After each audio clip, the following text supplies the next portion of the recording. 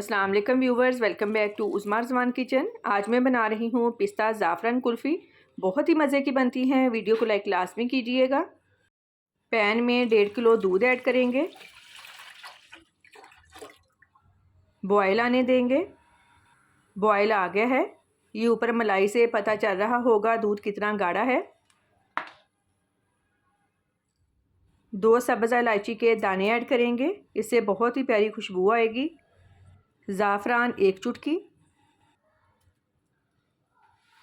Sugar half cup add करेंगे। अगर आप मीठा खाना कम पसंद करते हैं तो आप कम डाल लें। मिल्क क्रीम 1 पैकेट ऐड करेंगे। ये डालने से हमारी कुल्फ़ियाँ बहुत ही क्रीमी बनेगी। अच्छी तरह से मिक्स कर लेंगे। 2 टेबलस्पून क्रश्ड पिस्ते ऐड करेंगे। अब इसको इतना पकाना है कि दूध पककर 1 लीटर रह जाए। आप चाहें तो इसमें खोया भी ऐड कर सकते हैं, लेकिन दूध पककर जब 1 किलो रह जाएगा तो इसमें से खोए का टेस्ट आएगा।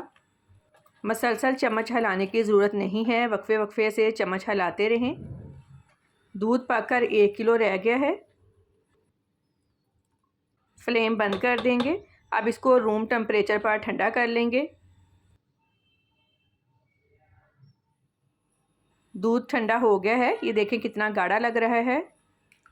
अब इसको कुल्फ़ियों वाले मोल्ड में डाल लेंगे। अगर आप कुल्फ़ियाँ नहीं बनाना चाहते तो वैसे भी इसको ठंडा करके पी सकते हैं, ये बहुत ही टेस्टी लगता है। जो मेरे भाई कारोबार करना चाहते हैं उनके लिए ये बहुत ही ज़बरदस्त है। ठंडी बोतलें बनाकर सेल कर सकते हैं।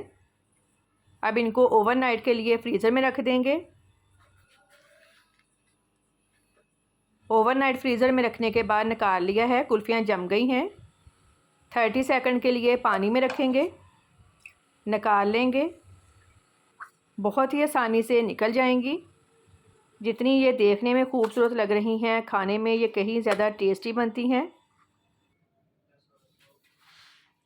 ऊपर क्रश्ड पिस्ते और ज़ाफ़रान छिड़केंगे ताकि ये देखने में भी खूबसूरत लगें। घर में मेहमान आ जाएं, उनको बनाकर दें, उनको बहुत पसंद आएंगी।